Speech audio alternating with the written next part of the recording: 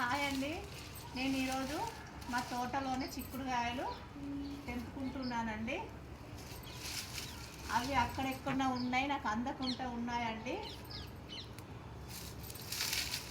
కనబడ్డ కాడికి తెంపుతున్నాను.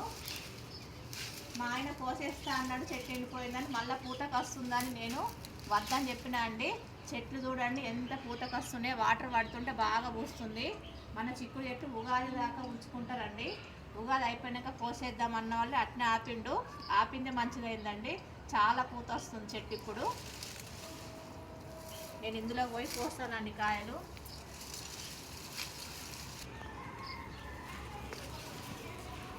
కోసేస్తాన్న చెట్లకి అరకిలో చిక్కుడుకాయలు వెళ్ళినాయి ఫ్రెండ్స్. చూడండి, మనం చిక్కుడు చెట్లు మొత్తం ఎండిపోయినాకనే కోసేసుకోవాలండి.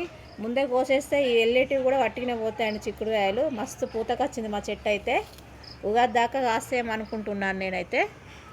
ఈ పందిరి కూడా నేనే వేసుకున్నాను ఫ్రెండ్స్. ఈ వీడియో మీకు నచ్చితే నన్ను సపోర్ట్ చేయండి.